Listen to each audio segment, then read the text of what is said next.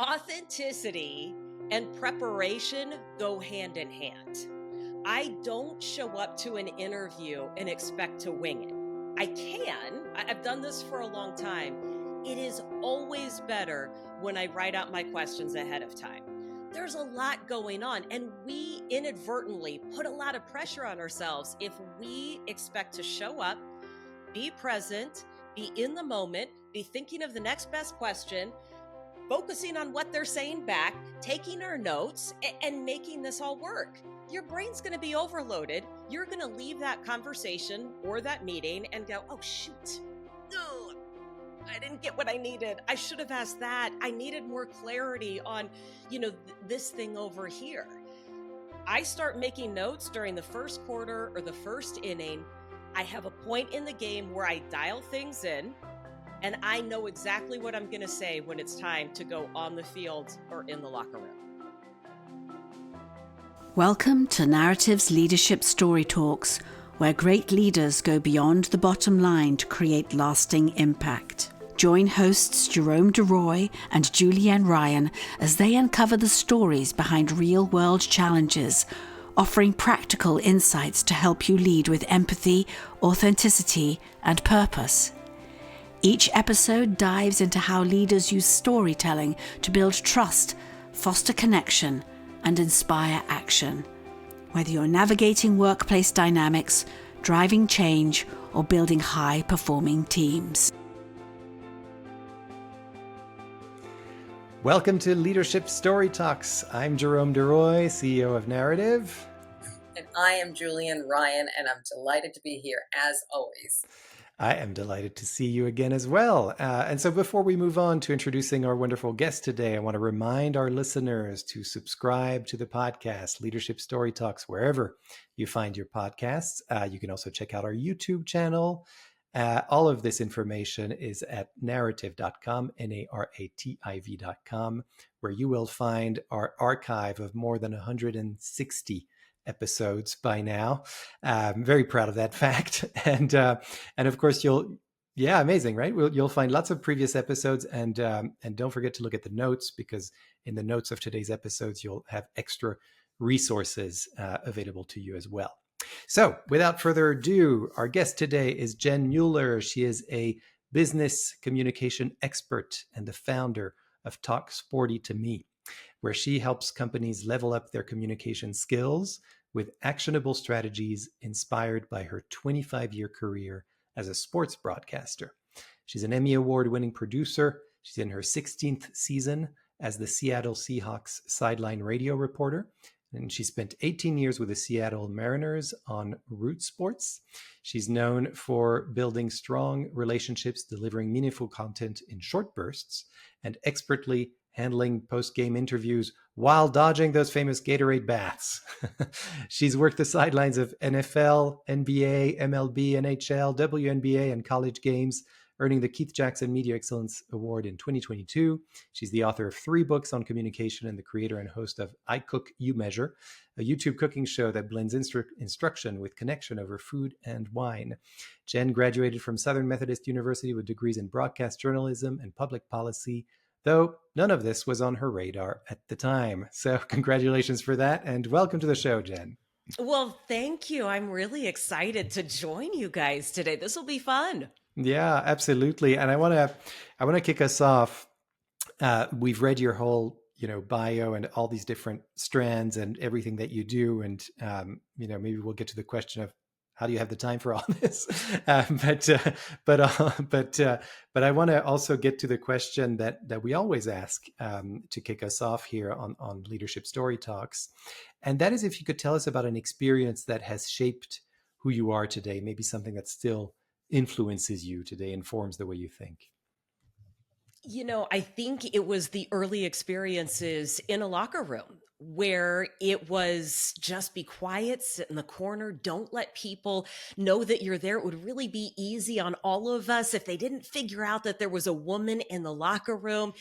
And I understand why that was the advice that was given.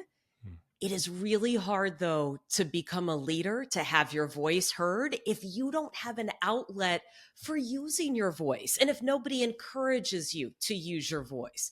And so that really is the impetus behind everything that I do, whether it is a post-game interview or it is a keynote speech on stage. Yeah, makes sense. Yeah, go ahead, Jules. You were going to say something. And I think that also speaks to you. And there's a certain amount of courage that it takes to go from silence, not talking, to say, I'm going for it and leaping into the process. One of the things that struck me when we did our pre-conversation a couple of weeks ago, was the precision. Your choice of precision about how you get into and get that person's that you want to interview attention, disrupt it, get their respect, and have them something that they engage their listening very, very quickly. So that stayed with me for the last few weeks as I was mulling about you. Yeah. I want to go to that idea of, the getting your message across in short bursts.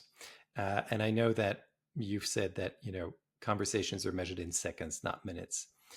And so how has your experience as a sports broadcaster shaped your approach to, communications in other environments? And let's talk about particularly in business environments. It forces me to choose really strong, accurate words.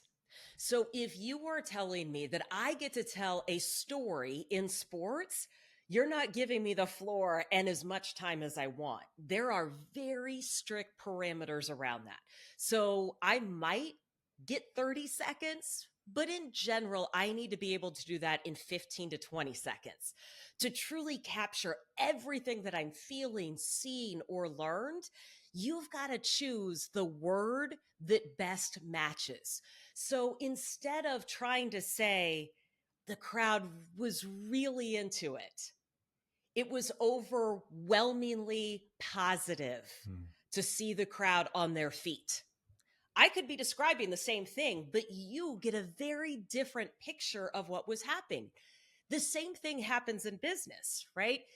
Did you do a really good job with that project?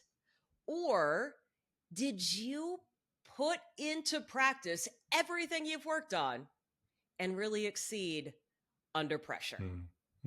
Yeah. That's interesting because that whole idea of choosing your words carefully and getting to the point really aligns very well with how we view storytelling, actually. And I think there's this myth about storytelling, and it sounds like you're demystifying that too. But I've always felt that I was on a mission to say that storytelling is not about embellishing or exaggerating or self-aggrandizement, and that sort of thing, and bragging and all that, but rather it's really about specificity. And the more specific you are, the more succinct you are, the more your story is actually going to be universal and felt by many more people. So it's kind of interesting that that's what you're also getting as a sports broadcaster and what you're talking about. Well, in anything that we do, whether it is print media or it is live broadcast, I'm going to start by writing my thoughts down.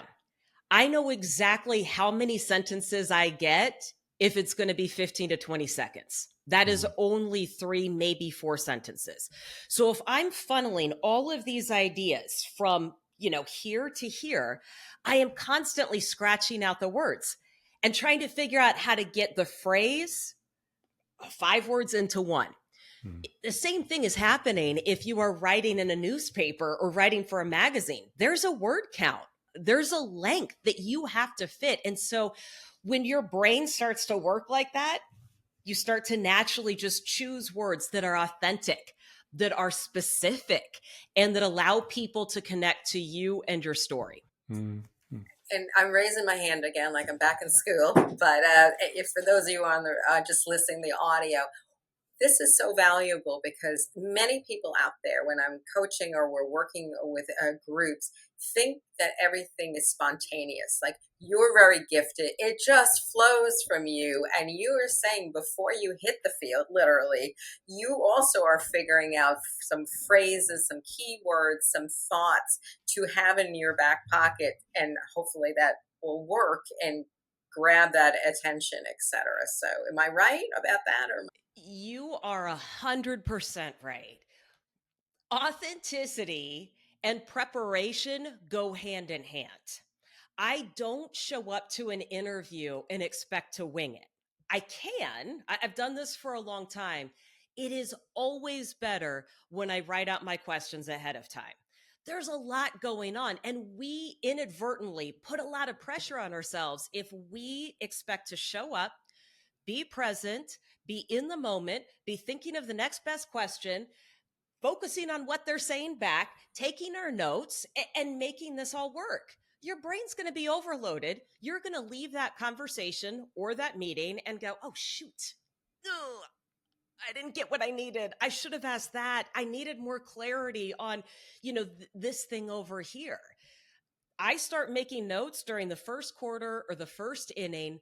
I have a point in the game where I dial things in, and I know exactly what I'm going to say when it's time to go on the field or in the locker room.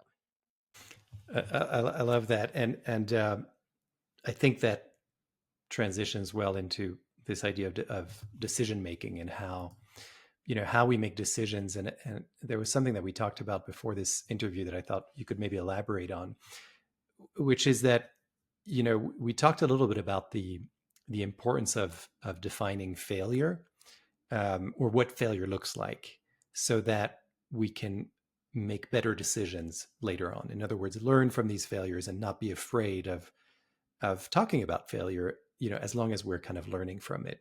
And I wonder if you have an example where, those kinds of clear expectations or that where we weren't afraid to talk about failure, where that helped a team make decisions that were ultimately better.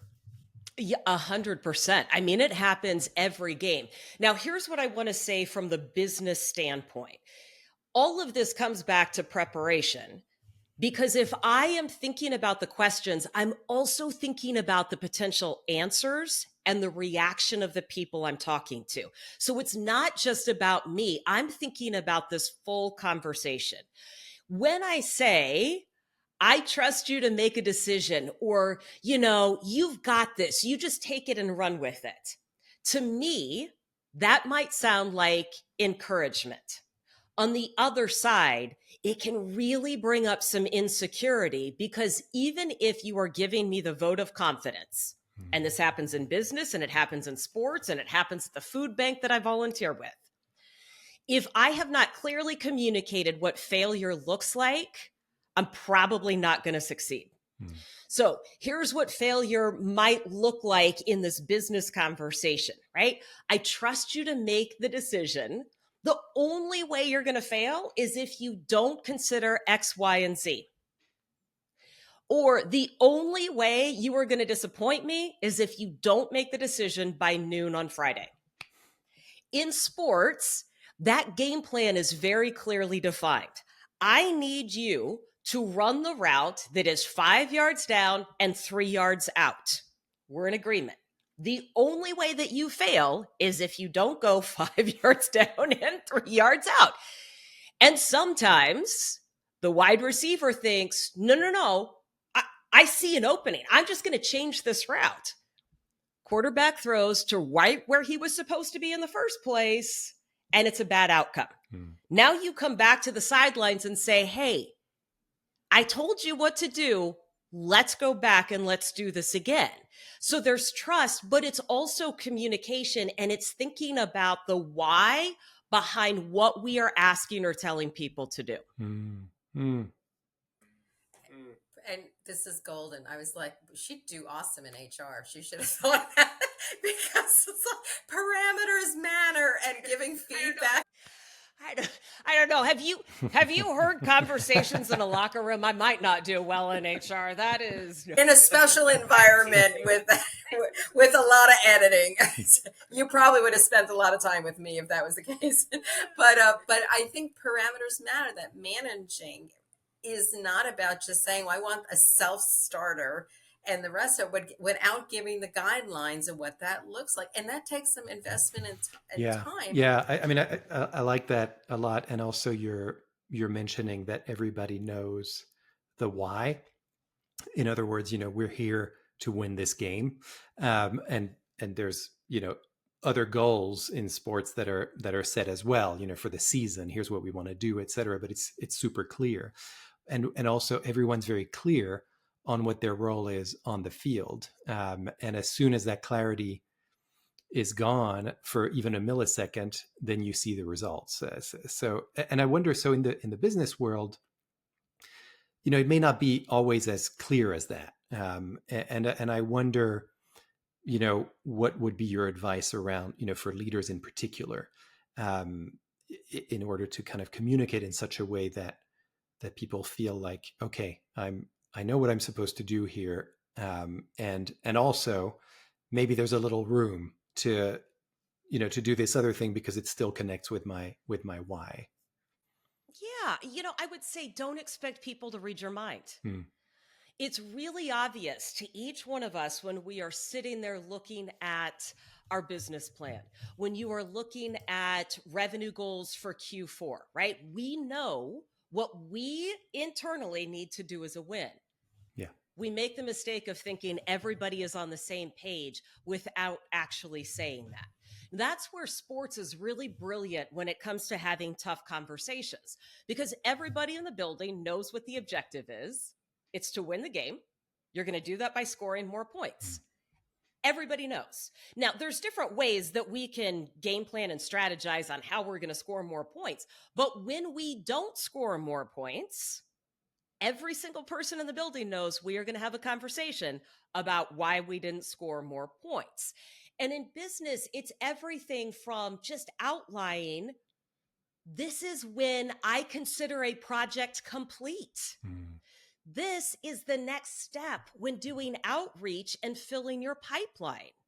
Until you have sent X number of emails, or until you have booked X number of appointments, or gotten this much money in new business for the quarter, we're not done with this goal.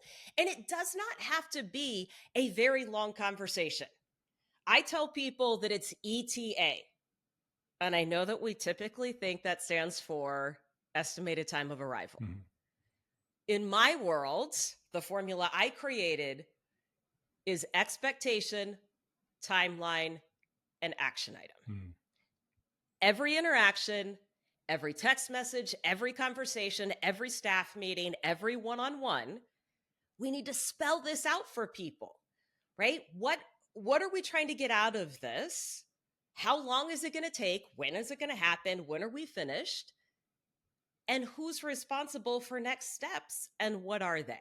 Yeah. When we do that, we create buy-in, accountability, and now we have communicated all the important pieces to truly be successful. Yeah. Your work gives so many visual prompts and mental prompts for your client, because you do something that sometimes a lot of organizations do not do a good job: dissecting in a constructive manner what went wrong and investing in the solution, and saying at the next day, you're still going to be football players. You're not going into something else. You're not ditching it. There's some essence of what was good, what was possible, but what did you have to calibrate and fix? So the film brings truth, the conversations, the colleagues, but a lot of times it's like, well, let's dismiss this, get rid of that person or whatever. But you're saying it has to be an investment of taking the hard look at what was wrong and right, and not putting it under the carpet. Yes. And being very specific about what was right and wrong, right? We don't just look at an entire game and say, throw out everything that we did. We're going to start again next week. It's, I need you to take a smaller step to the left. If you would have done that, you would have changed everything about the outcome of that play. In business, it's the same thing. You don't need to throw it all out. Look, just just tweak this interaction a little bit. Look, just review the number. Maybe we need to reposition it in the conversation and lead with it instead of putting it in the last paragraph. Maybe we need to tweak our offering just a little bit. It's not throwing it out. And I think when you look at the concept of stacking wins, which is what athletes do really well, it's really easy to then take a step backwards and go, okay, if I just do this one thing, I've got a greater likelihood of stacking wins and I don't have to redo this again. Right. And of course, that creates motivation and you want more of that. The more wins you get, that it's not like you want to stop getting wins. Yes. But we have to be very intentional about how we look at ourselves and how we coach up the people around us, which takes that investment of time and really specific words when we think about praise, feedback, and any sort of interaction. Yeah. Well, speaking of coaching people around us, I wonder what your take is on, people who may not be the loudest voices in the room, that are feeling like, am I even allowed to speak up, or I just don't feel comfortable speaking up, even if they've been empowered to do so. What's your take on that? Well, not everybody is going to be the loudest voice in the room. That gets to be a very loud room.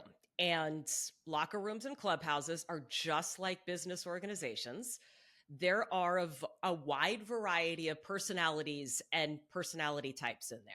Here's what I would say to the person who doesn't feel comfortable leading from the room.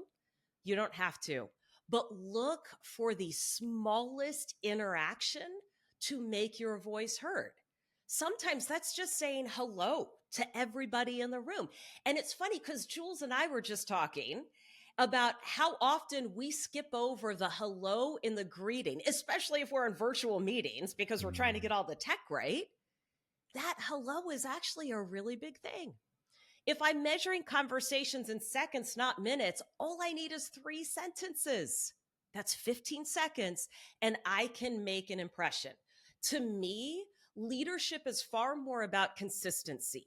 That is how you show up. That's how you talk to others. That's where I can expect to see you because there's comfort in that. And that's where we're building trust and rapport without having long conversations, networking meetings, or coffees. All of those are great.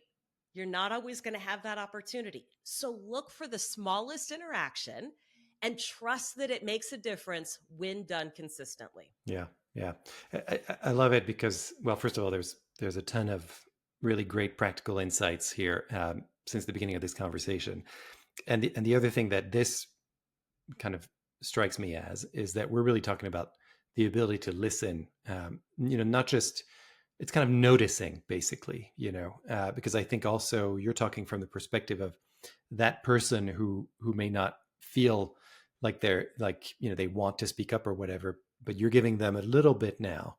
Just think of it as a small interaction. It doesn't have to be this big thing. But then from a leadership perspective, I think leaders have to notice, wait a second, it's been 5 meetings we've had now, and I'm hearing from the same 2 people, what's going on with the 8 other people in the room, and what do I do about that? Well, and I think too, so here's another example of like what interaction and what failure looks like in empowering people to speak up. In those moments, we tend to open the floor and we just hope or expect that people are going to speak up. Speaking from my personal experience in being in a locker room and being told not to speak up, I kept waiting for permission. I kept waiting for somebody to pull me aside and say, okay, Jen, it's your time to start talking. It doesn't happen that way. When I notice a group of people like that, even my athletes in the locker room, you can tell the ones who are hanging back, who don't know if they should be in the conversation or not. I, as a leader of the group, will now turn this into what I think of as a panel discussion.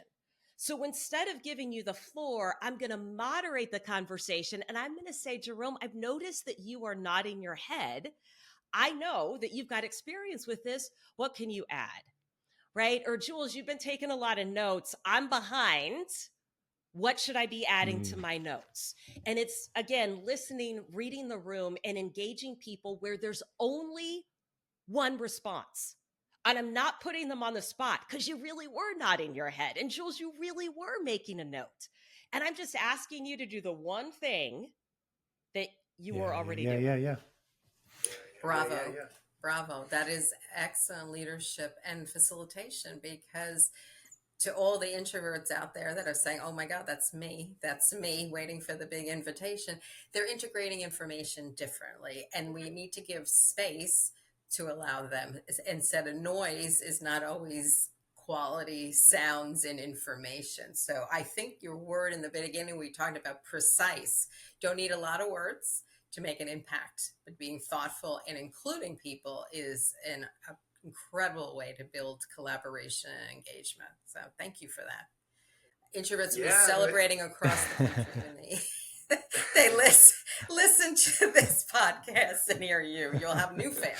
Yeah, no, I think it's great. And you know, I know I'm going to get to that last question very soon, but I just had a thought as you were kind of talking about this example, you know, here's what I've noticed you were doing, and now I'm going to ask you to add to that. So you're not asking people to do something completely new or putting them on the spot and they don't know what to do anymore. So it's also being very specific in the ask, you know, and so that you're not just saying, hey, I want to hear from more people. It's no, it's you, and I've noticed what you're doing, and that's why I'm asking. You know, there's something I in the last couple of years, when I was a kid, I used to go to I grew up in France, in Europe, and so I went to a lot of soccer games, football over there, the original for those who are listening from those countries, but you know, and I always was a fan, and I always followed it. And then the last few years, so much more has been available on American TV around soccer games, and you know, all over Europe. And of course, we're going to have the World Cup next year. So I've been paying a little more attention the last couple of years, and it's interesting because the teams that seem to be doing the best are the ones, not necessarily the ones that have the most excellent players, that score the most wonderful goals, etc. But it's really the ones where the coach seems to have spent time one-on-one with people who you didn't expect to do well that season. And of course, that's your edge, right? Because everybody's expecting that guy who scored 20 goals last year to do the same this year, so they're all going to defend him.